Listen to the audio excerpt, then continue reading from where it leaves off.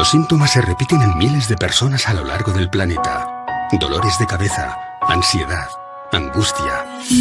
Una extraña sensación, como si algo o alguien nos observara. Como si algo o alguien estuviera monitorizando nuestras vidas. Apenas somos capaces de retener en la memoria el 30% de lo que hacemos a lo largo de un día. Pero, ¿y si escarbásemos en nuestros recuerdos y encontrásemos momentos que no deberían estar ahí?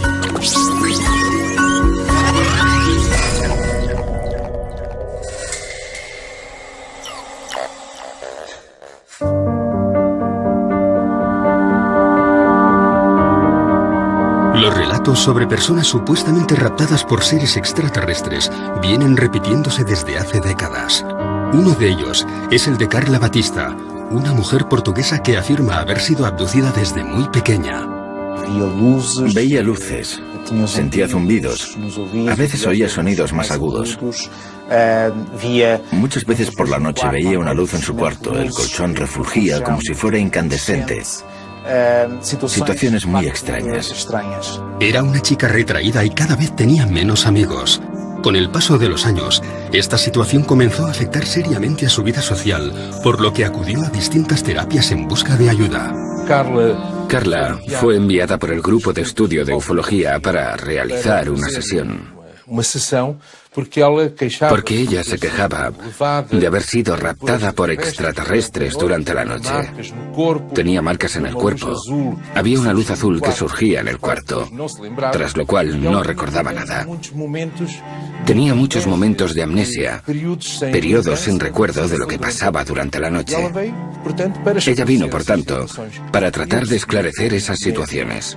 Yo la recibí como médico, como terapeuta, para ayudarla a integrar esos momentos. Momentos como el que ocurrió el 4 de septiembre de 1989, cuando Carla y varios amigos salen de Lisboa para pasar unos días de vacaciones.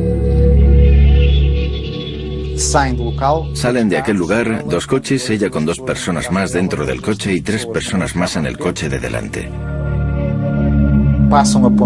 Pasan el puente 25 de abril y nada más pasar, hay un reclamo luminoso que al pasar ellos se apaga.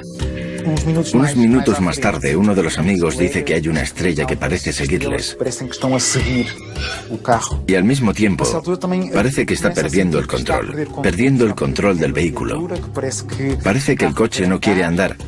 Parece que el coche se estuviera levantando. A ella incluso le cuesta respirar. Quiere que el coche que va delante se detenga. Quiere salir de allí. No lo consigue y de repente ve todo nublado. Deja de ver y grita: "¡Paren! ¡Paren! ¡Paren!". Cuando logran detener los vehículos, Carla se encuentra en un serio estado de shock. No recuerda nada. Una cosa curiosa. Habían hecho un viaje de unos pocos minutos y el motor aún estaba frío. Las ruedas estaban frías y el interior del coche estaría más o menos helado. Ella apunta que había unas marcas, tipo quemaduras, en la parte superior del coche. Aquel coche nunca más volvió a funcionar. A la mañana siguiente detecta unas manchas. Una mancha debajo de la barbilla y otra en la zona del ombligo. Como unas incisiones. El concepto de abducción es un término jurídico, significa rapto, secuestro. Lo que pasa es que posiblemente la gran mayoría de las personas, del público, lo asocia directamente al fenómeno ufológico y a una de las vertientes, creo, más interesantes y a la vez más polémicas que hay, ¿no? Y es el secuestro de un terrestre por parte de una inteligencia extraterrestre, en la que luego tenemos diferentes variantes, ¿no? Porque ya no solo se queda en el secuestro, según dicen los testigos, sino que incluso en ocasiones se llegan a realizar algún tipo de pruebas dentro de esa supuesta nave extraterrestre, e incluso en ocasiones se realizan hasta implantes, es decir, el abanico es muy amplio. Una abducción es un secuestro intencionado y no permitido. Va contra nuestros principios. Se nos hace cuando estamos inconscientes, sin nuestra autorización. Se practican técnicas invasivas. Es tremendamente traumático. Las personas luego no logran convivir con ello. A pesar de no recordar lo que ocurrió, comienzan a experimentar una traumatología traumática y necesitan ayuda para aclarar lo ocurrido. Las experiencias de abducción son traumáticas. De hecho, no hay ningún caso de abducción que voluntariamente haya dicho: me apunto a ser abducido. En 2007, Carla regresa a las sesiones de psicoterapia para tratar de aclarar qué o quién estaba provocando aquellas pérdidas de memoria. Seguimos el esquema clásico. A través de un estado de relajación, de hipnosis clínica, se le transporta hasta aquellas noches en las que ella se quejaba de algo que pasaba, pero no recordaba. Después descubrió que era transportada durante la noche, a través de la ventana, por un rayo de luz, hasta una nave en la que era explorada desde un punto de vista médico. Le hacían exámenes y ella sentía como si aquello fuera una invasión. Y naturalmente que era una invasión de su cuerpo. En esa regresión, ella recuerda todos los procesos. Se ve a sí misma en un sitio muy iluminado, con seres a su alrededor, interesados en su cuello, interesados en la tripa. Se siente mal, quiere vomitar y ellos le dan un líquido muy amargo para que beba. ¿Qué es lo que quieren? Diles que no es justo lo que están haciendo sin tu autorización. Porque eres un ser sensible, un ser inteligente con derecho a usar su propia voluntad. Así que había un diálogo con esos seres a través de la paciente. Algunos de esos seres decían que esto era simplemente un plan, una investigación que tenía que realizarse. Algunos seres dijeron, sí, conocemos esa ley y lo tendremos en cuenta. Lo que ocurrió es que a partir de entonces disminuyeron todas estas escenas en que Carla decía ser abducida. Todo parecía ir bien cuando Carla descubre que, de manera aparentemente inexplicable, está embarazada. Ella se asusta debido a estos síntomas. Habla con una amiga, se hace un test de embarazo en una farmacia que da positivo. Ella está muy asustada y no quiere contárselo a nadie. Unos meses más tarde tiene una gran hemorragia y todo pasó. Pero ella dice que durante una de sus abducciones habría visto una gran cámara donde estarían otros bebés probeta, metidos en tubos gigantes, y que uno de ellos sería su hijo. Admitamos que una raza o varias razas de seres alienígenas vienen hasta la Tierra y secuestran generalmente mujeres jóvenes. ¿Para qué? Básicamente, unos podrían pensar que vienen a ver en qué estado se encuentra su experimento.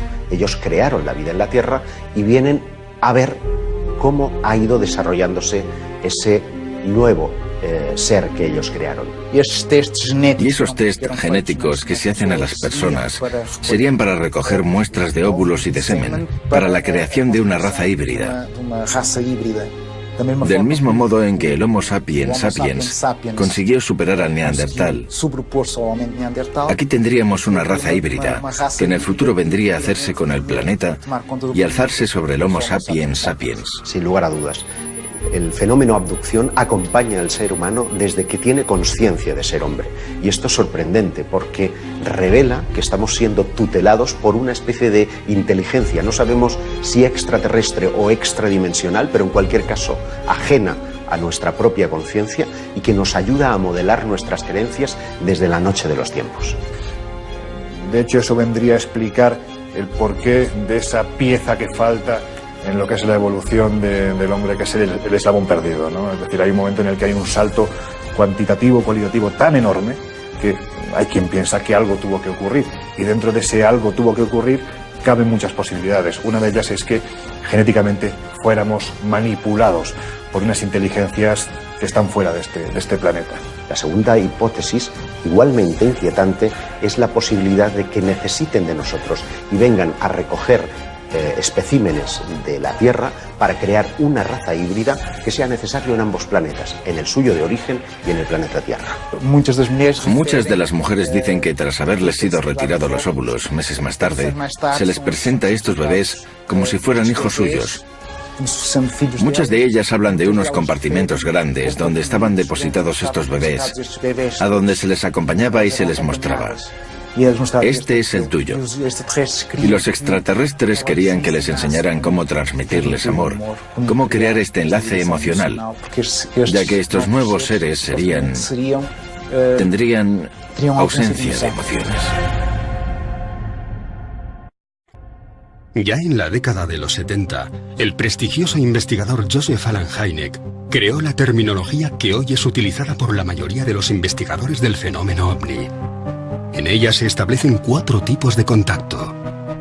Los encuentros del primer tipo estarían aludiendo a luces lejanas en el firmamento. Los encuentros del segundo tipo es cuando ese objeto se presenta ya como algo coherente, como una nave.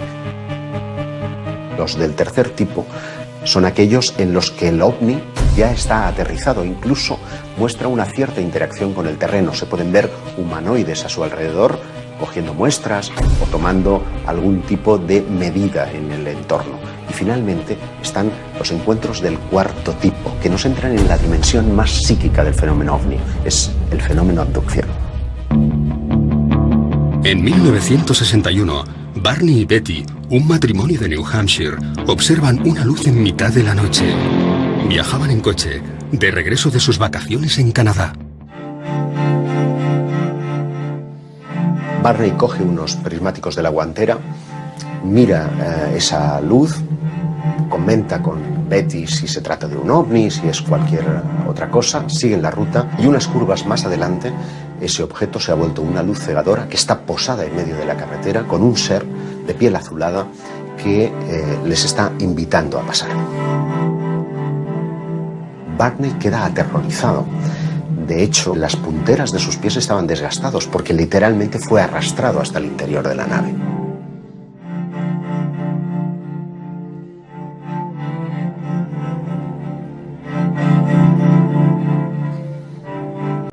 Años más tarde, en 1966, la pareja acude a terapia. Desde aquel extraño suceso, ambos sufrían pesadillas muy similares. Fueron atendidos por el doctor Benjamin Simon, quien les sometió a distintos procesos de hipnosis. Hacen sesiones de hipnosis, sesiones separadas, cada uno en su sesión, y ambos relatan lo mismo. A pesar de las constantes protestas del matrimonio, dentro de la nave fueron separados. Betty relató cómo le colocaron una potente luz sobre la cara, tras tumbarla sobre lo que parecía ser una camilla de operaciones. Le cortaron un mechón de pelo, examinaron sus ojos, orejas, dientes y manos. Aquellos seres usaron algo parecido a un escarpelo para raspar y hacerse con muestras de su piel. En inglés, aunque con dificultades, aquellos supuestos extraterrestres le dijeron que le estaban realizando pruebas en su sistema nervioso y con una aguja de 10 centímetros y a través de su ombligo una prueba de embarazo. Sin ningún tipo de sedación, se le introduce una especie de aguja a través del conducto umbilical. Ella sigue preguntando y le dicen que es una especie de test de embarazo. Una de las cosas más llamativas del episodio de los Hill es la descripción de una técnica de prospección intrauterina denominada laparoscopia, que no sería descubierta hasta 20 años más tarde, aun aceptando que pudieran haber en la literatura médica escritos, estos no aparecerían hasta una década más tarde.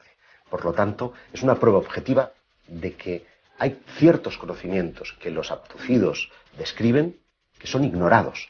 La abducción de Barney y Betty Hill tuvo un impacto importante en la ufología porque fue la primera vez que se reconoció la posibilidad de que estos seres interactuaban con nosotros, que de alguna forma íntima nos estaban vigilando, siguiendo y posiblemente nos estaban manipulando a un nivel biológico o incluso genético. Fue la primera vez que la mayoría de las personas que seguían estos temas se sentían vulnerables posiblemente, porque parecía que los ovnis habían entrado en sus vidas personales. El estudio de las abducciones es tremendamente monótono. Todos los episodios tienen un modus operandi que es prácticamente idéntico. El protagonista suele estar conduciendo generalmente de noche. De repente, una luz lejana se hace presente, él la observa y a continuación esa luz ya está posada en el suelo. Unos seres le invitan en unos casos, en otros son forzados al interior de lo que ya es claramente una nave y allí son sometidos a todo tipo de experimentos, de reconocimientos médicos, de un chequeo muy general pero con un punto común, y es que todos ellos tienen un interés fundamental en la genética, en la reproducción. Lo que suelen decirnos los protagonistas de estos incidentes es que después de su experiencia la sensación es la de estar controlados, la de estar sirviendo información vía monitoraje de sus actividades a lo largo del tiempo. Y esto explica el por qué en muchos casos de abducción parece haber una especie de recurrencia en el individuo. Generalmente hay un primer caso que suele ocurrir en la niñez, alrededor de los 8 y 12 años, y posteriormente suelen irse produciendo otras visitas parecidas a lo largo de su vida. Esto significa que existe un estudio previo de todos los seres humanos por parte de estas entidades y que eligen a uno de ellos porque les interesa algo que tienen ellos. Es decir, con un muestreo de 7.000 millones de personas, cada uno con nuestro ADN y cada uno con nuestra personalidad, les interesa algo que tienen. Y ese algo lo están controlando y monitorizando durante el resto de su vida. Posteriormente hay otro elemento común en las abducciones y es que el testigo no recuerda esta hasta tiempo después. Incluso tienen que entrar en escena hipnoterapeutas que son los que le traen al presente ese recuerdo del pasado y a partir de ahí la vida del testigo cambia. El tiempo es muy importante en los casos de abducción porque parece que los seres que tripulan las naves parecen jugar con él. Se produce lo que llamamos un tiempo perdido. Es decir, el personaje, después de haber experimentado todo el proceso de abducción, no recuerdan nada. Es a partir de entonces, a veces motivados por sueños, por problemas en sus relaciones personales, que acude a un terapeuta. Y es en el transcurso del contacto con este terapeuta que se pone al descubierto lo que ocurrió en ese tiempo perdido. ¿Realmente nos encontramos ante un plan genético ideado por seres provenientes de otro planeta? Casi un 2% de la población de algunas ciudades afirma tener síntomas de haber sido abducido, al menos una vez, a lo largo de su vida. Entre esos cientos de miles de personas, solo unos pocos afirman poseer algún tipo de prueba física, tras la manipulación a la que fueron sometidos. El tema de los implantes quizás sea el más interesante a nivel de abducciones por la prueba física que eso conlleva. Durante muchos años se ha expuesto que algunos abducidos dicen que han tenido diferentes marcas tras esas abducciones. Esas marcas que en algunos casos puede quedarse toda la vida o en algunos otros casos dicen que desaparecen. En la primavera de 2011 sale a la luz el caso de Ron Noel, un hombre que afirma haber sido abducido en repetidas ocasiones desde que tenía 9 años. Con una vida llena de lagunas y de momentos en blanco, acude a distintos especialistas, pero es en una sencilla revisión médica donde una radiografía hace saltar la sorpresa.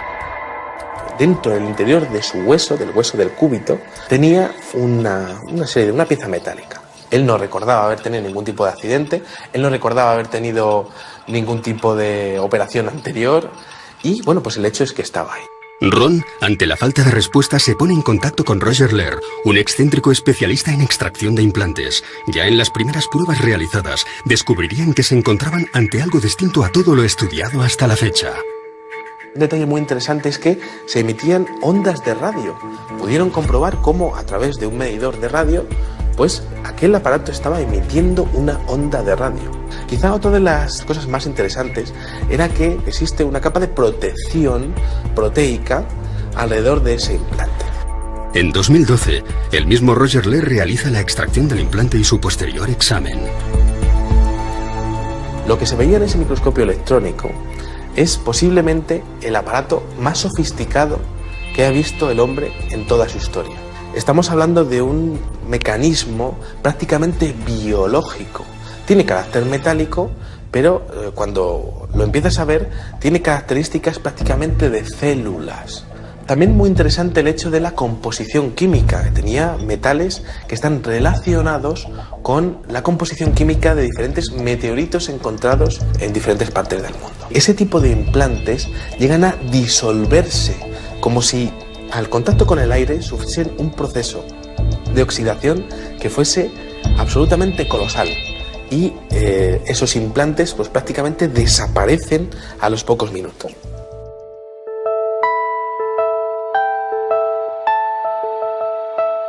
Cuando estamos hablando del fenómeno de las abducciones, estamos hablando prácticamente del fenómeno de la monitorización.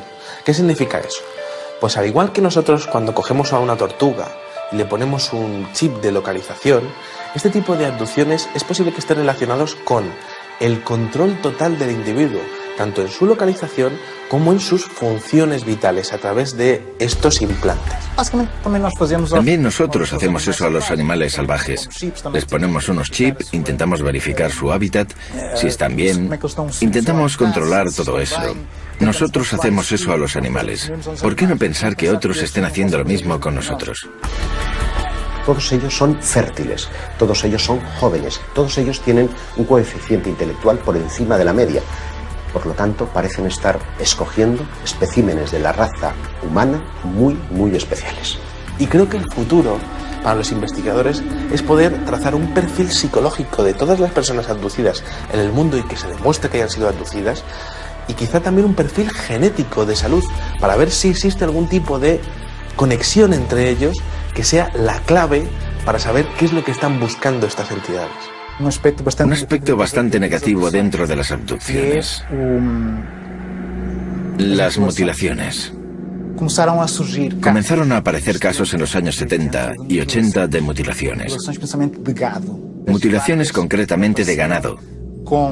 Las vacas aparecían con cortes quirúrgicos, ausencia de sangre en el cuerpo y ausencia de sangre en el terreno alrededor del animal. Cortes quirúrgicos, extracción de órganos concretos. Eran retirados unos y dejado otros. Se les sacaba a los ojos, partes del maxilar, orejas, todo de forma quirúrgica. Los cortes que aparecían en la piel de estos animales daban la impresión de haber sido hechos con un material abrasivo tipo láser, no identificado, y que todo el proceso habría sido realizado en un breve espacio de tiempo. Pero además de los animales, y esto es un fenómeno que ocurre, también hay casos de mutilación en humanos. Y ese es un aspecto que los investigadores, cuando comenzaron a prestar oído a estos relatos, creyeron que era tan brutal que ellos mismos no quisieron mostrar al público. Podría crear pánico.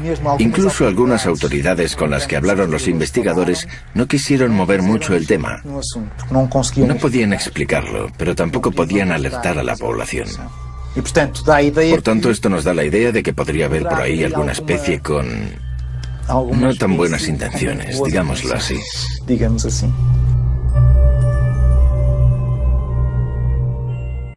Tenemos muchos casos españoles interesantes. Recuerdo, por ejemplo, el caso de Miguel Herrero Sierra, que en 1978 se dirigía hacia Guadalajara por la Nacional 320.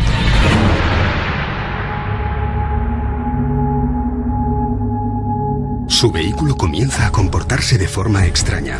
Fallan los sistemas electrónicos y la radio. Se detiene y decide salir en busca de ayuda.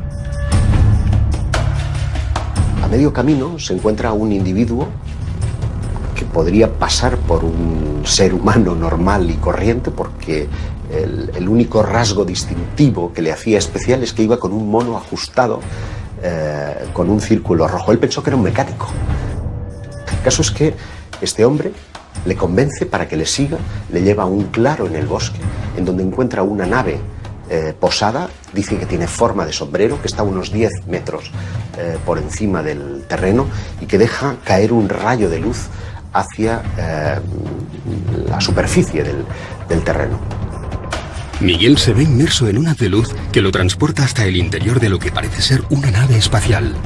Dice que la estancia es extraordinariamente grande, que las paredes parecen como desdibujarse, como si se desmaterializaran en un momento determinado, pero en otras vuelven a materializarse, que hay como paneles con datos.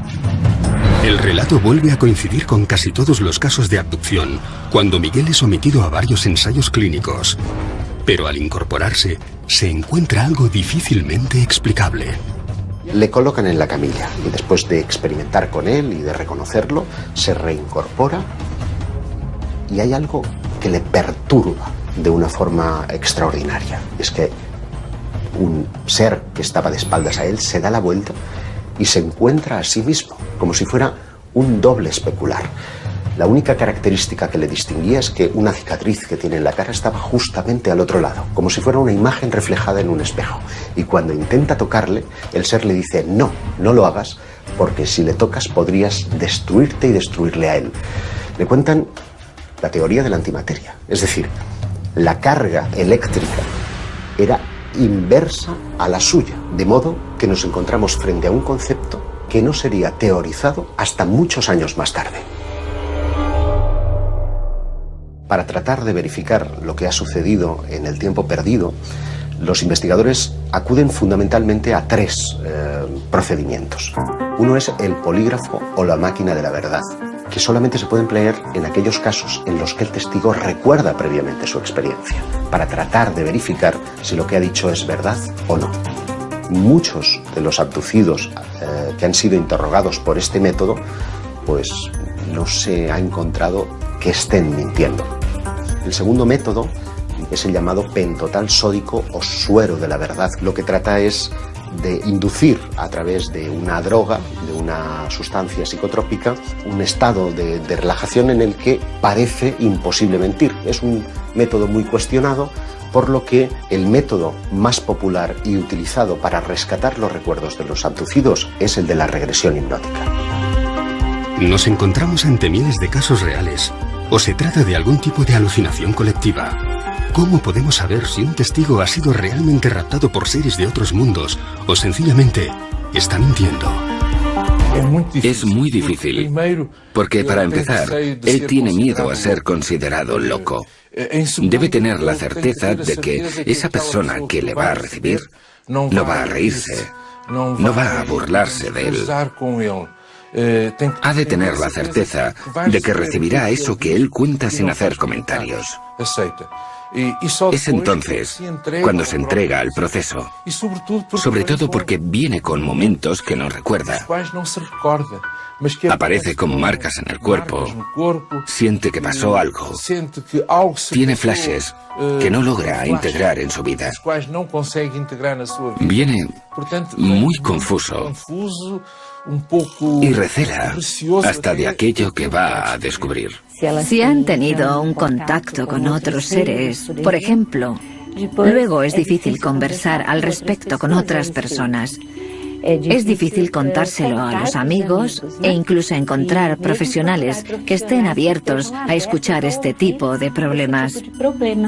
En ocasiones la intención es fundamental, ¿no? Porque esa persona está buscando ese último clavo al que aferrarse, va buscando una respuesta a lo que le ha ocurrido y esa respuesta la busca en ti, en el investigador, en el periodista, en la persona que se acerca para escucharle y que no se ríe de esa experiencia. Parte de la idea de que la intuición juega un papel fundamental, no para saber evidentemente si una persona ha sido abducida o no, pero sí para saber si está mintiendo o no. Son personas absolutamente normales y que muchas veces quedan sorprendidas. No son personas que se interesen previamente por el tema, que estén siempre mirando al cielo. No, surge en el día a día, en las personas más normales, en las situaciones más vulgares. Y al hacer regresión y pedirle que vuelva a la primera vez que eso ocurrió, se ve teniendo una experiencia de abducción. De repente está siendo raptado y pasa por cosas que no entiende. Pero tiene un pequeño problema, y es que en hipnosis también se puede mentir.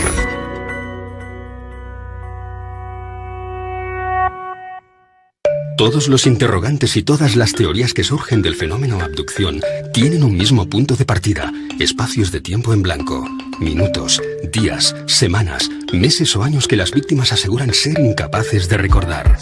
Nosotros tenemos estrategias para acceder a memorias profundas de nuestro inconsciente. Solo que intentamos no influenciar de ninguna manera en lo ocurrido. Decimos, por ejemplo, ve hasta la noche del 23 o 24 de julio.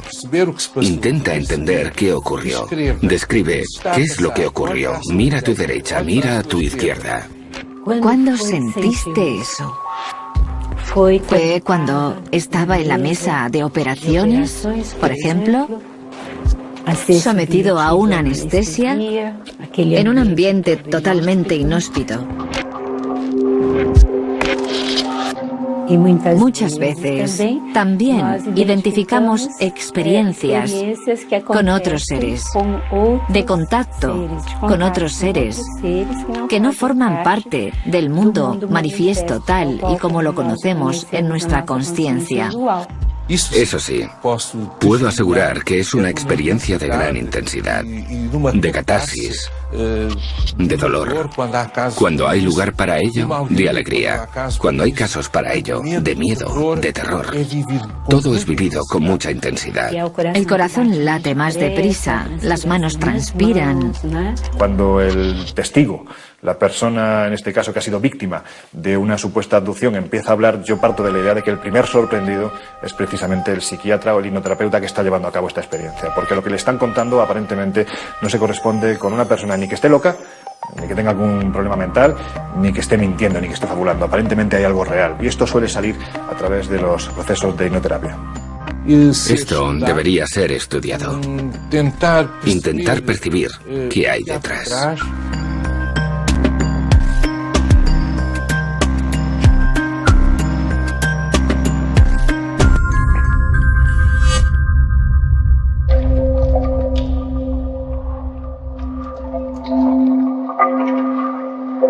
Por extraño que pueda parecer, podríamos encontrarnos ante un fenómeno que ha acompañado a la raza humana desde sus inicios, y no solo ante un mero producto del siglo XX. Pero es especialmente en el periodo de la Edad Media donde vamos a encontrar una serie de relatos que parecen encajar 100% con las modernas abducciones. Me estoy refiriendo a los íncubos y súcubos. Las actas inquisitoriales están llenas de descripciones de seres que se asemejan a los modernos extraterrestres. Es decir, la similitud es tan extraordinaria que parece que estamos ante el mismo fenómeno. No dicen ovni porque los ovnis no existían. Lo interesante para mí es que nunca hemos dejado de hablar de abducciones, es decir, que llevamos 500 años y posiblemente más tiempo, miles de años, quién sabe, hablando del rapto de humanos por parte de seres extraños. En 1486 se publicó un libro que se llamaba el Malleus Maleficarum, que describe los fenómenos relacionados con la brujería y con la demonología. Sirvió como una especie de guía para cazar brujas y para discutir temas importantes como si los demonios nos raptan, si nos utilizan para engendrar sus propios hijos, cosas así que hoy en día surgen en las abducciones modernas. Si analizas lo que dicen acerca de los demonios, ves muchas similitudes entre los extraterrestres y los demonios. Los cazadores de brujas decían que no solo las brujas fueron raptadas por los demonios, sino cualquier persona. También se especulaba si estas abducciones eran fenómenos mentales, es decir, si el demonio era capaz de raptar a una persona mentalmente o si lo hacía físicamente.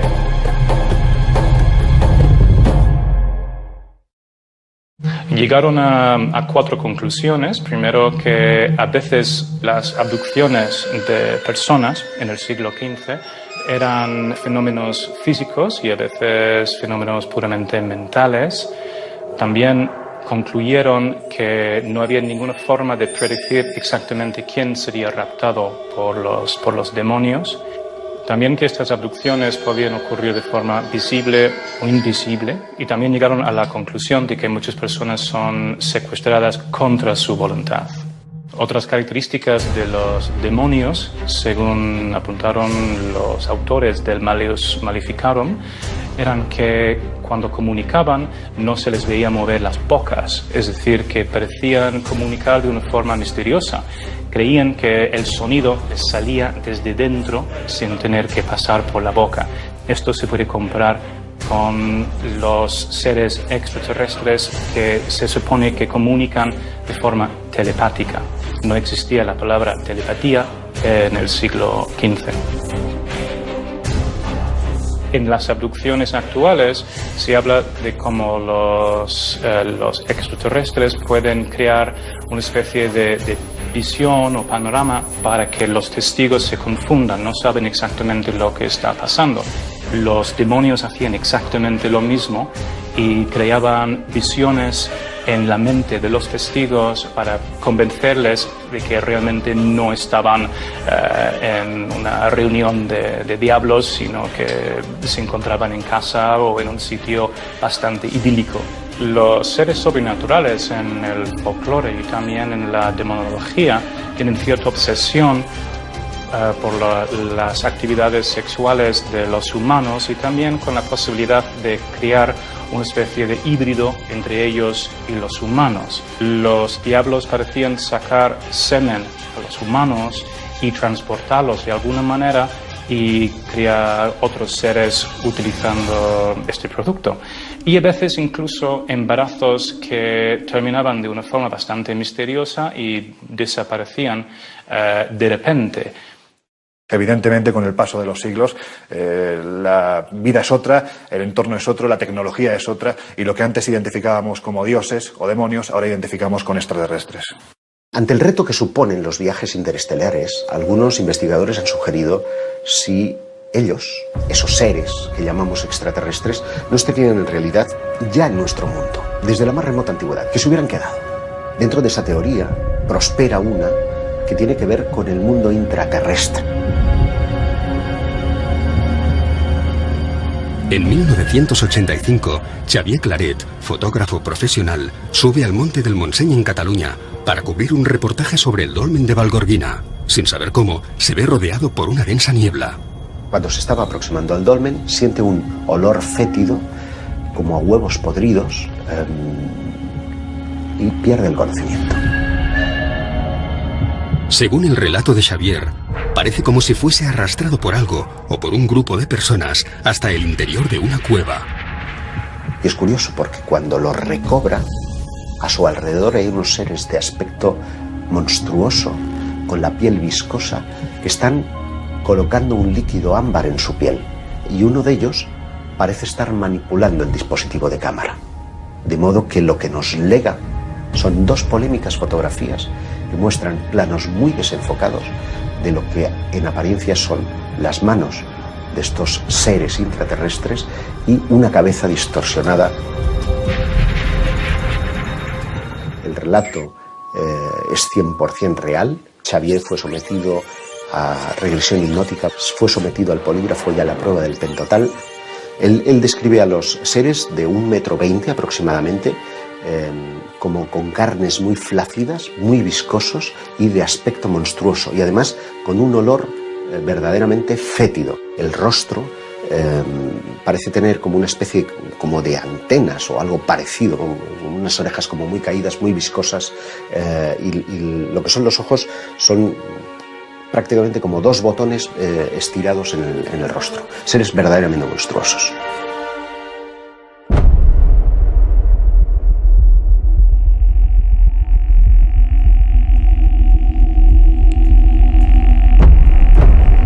La mente humana no es una cinta de vídeo que podamos rebobinar para ver qué sucedió exactamente en cada momento de nuestra vida. Si lo hiciéramos, nos encontraríamos con demasiados fragmentos distorsionados, alterados o simplemente borrados. Las secuencias más dañadas de la cinta corresponderían con los episodios más traumáticos: miedo, dolor, angustia, soledad, falsos recuerdos o algo que no queremos recordar.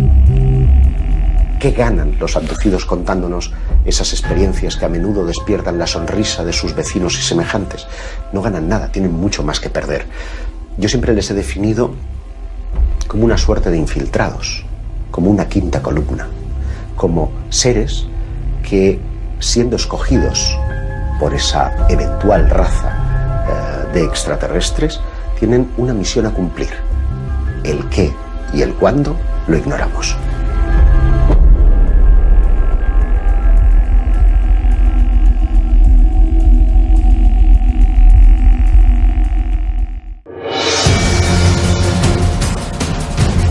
Lo hemos llamado posesión demoníaca, enfermedad, rapto Pero el fenómeno abducción podría habernos acompañado desde hace siglos. Para algunos, nos encontramos ante un plan genético trazado por una inteligencia extraterrestre, en el que la raza humana seríamos simples cobayas. Para otros, esas mismas entidades habrían sido nuestros creadores. Pero para las víctimas de los miles de casos recogidos en todo el planeta, todo esto es una pesadilla de la que no siempre consiguen despertar. Algo muy difícil de explicar. Lo ocurrido. Las experiencias de abducción son traumáticas. De hecho, no hay ningún caso de abducción que voluntariamente haya dicho me apunto a ser abducido. En 2007, Carla regresa a las sesiones de psicoterapia para tratar de aclarar qué o quién estaba provocando aquellas pérdidas de memoria. Seguimos el esquema clásico. A través de un estado de relajación, de hipnosis clínica, se le transporta hasta aquellas noches en las que ella se quejaba de algo que pasaba, pero no recordaba. Después descubrió que era transportada durante la noche, a través de la ventana, por un rayo de luz, hasta una nave en la que era explorada desde un punto de vista médico. Le hacían exámenes y ella sentía como si aquello fuera una invasión.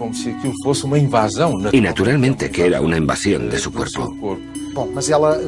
En esa regresión, ella recuerda todos los procesos. Se ve a sí misma en un sitio muy iluminado, con seres a su alrededor, interesados en su cuello, interesados en la tripa. Se siente mal, quiere vomitar y ellos le dan un líquido muy amargo.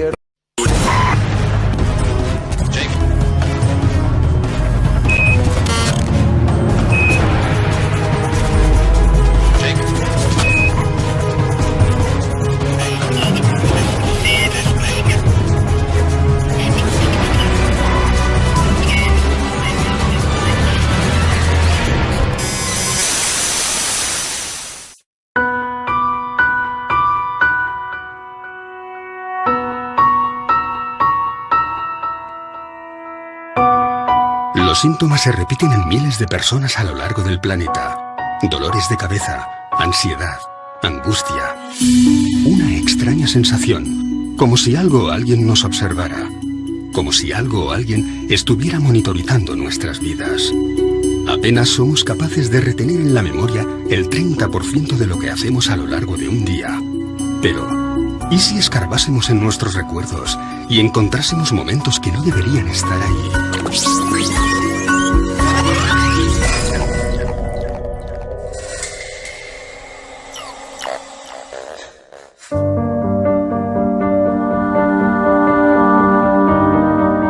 Los retos. Momentos como el que ocurrió el 4 de septiembre de 1989, cuando Carla y varios amigos salen de Lisboa para pasar unos días de vacaciones. Salen de aquel lugar 2 coches, ella con 2 personas más dentro del coche y 3 personas más en el coche de delante. Pasan el puente 25 de abril y nada más pasar, hay un reclamo luminoso que al pasar ellos se apaga. Unos minutos más tarde, uno de los amigos dice que hay una estrella que parece seguirles. Y al mismo tiempo, parece que está perdiendo el control del vehículo. Parece que el coche no quiere andar. Parece que el coche se estuviera levantando. A ella incluso le cuesta respirar. Quiere que el coche que va delante se detenga. Quiere salir de allí. No lo consigue y de repente ve todo nublado. Deja de ver y grita: ¡paren, paren, paren! Cuando logran detener los vehículos, Carla se encuentra en un serio estado de shock. No recuerda nada. Una cosa curiosa. Habían hecho un viaje de unos pocos minutos y el motor aún estaba frío. Las ruedas estaban frías y el interior del coche estaría más o menos helado. Ella apunta que había unas marcas, tipo quemaduras, en la parte superior del coche. Aquel coche nunca más volvió a funcionar. A la mañana siguiente detecta unas manchas. Una mancha debajo de la barbilla y otra en la zona del ombligo. Como unas incisiones. El concepto de abducción es un término jurídico, significa rapto, secuestro. Lo que pasa es que posiblemente la gran mayoría de las personas, del público, lo asocia directamente al fenómeno ufológico y a una de las vertientes, creo, más interesantes y a la vez más polémicas que hay, ¿no? Y es el secuestro de un terrestre por parte de una inteligencia extraterrestre, en la que luego tenemos diferentes variantes, ¿no? Porque ya no solo se queda en el secuestro, según dicen los testigos, sino que incluso en ocasiones se llegan a realizar algún tipo de pruebas dentro de esa supuesta nave extraterrestre, e incluso en ocasiones se realizan hasta implantes, es decir, el abanico es muy amplio. Una abducción es un secuestro intencionado y no permitido. Va contra nuestros principios. Se nos hace cuando estamos inconscientes, sin nuestra autorización. Se practican técnicas invasivas. Es tremendamente traumático. Las personas luego no logran convivir con ello. A pesar de no recordar lo que ocurrió, comienzan a experimentar una traumatología traumática y necesitan ayuda para aclarar. Relatos sobre personas supuestamente raptadas por seres extraterrestres vienen repitiéndose desde hace décadas. Uno de ellos es el de Carla Batista, una mujer portuguesa que afirma haber sido abducida desde muy pequeña. Veía luces, sentía zumbidos, a veces oía sonidos más agudos. Muchas veces por la noche veía una luz en su cuarto, el colchón refulgía como si fuera incandescente. Situaciones muy extrañas. Era una chica retraída y cada vez tenía menos amigos. Con el paso de los años, esta situación comenzó a afectar seriamente a su vida social, por lo que acudió a distintas terapias en busca de ayuda. Carla fue enviada por el grupo de estudio de ufología para realizar una sesión. Porque ella se quejaba de haber sido raptada por extraterrestres durante la noche. Tenía marcas en el cuerpo. Había una luz azul que surgía en el cuarto, tras lo cual no recordaba nada. Tenía muchos momentos de amnesia, periodos sin recuerdo de lo que pasaba durante la noche. Ella vino, por tanto, para tratar de esclarecer esas situaciones. Yo la recibí como médico, como terapeuta, para ayudarla a integrar esos momentos.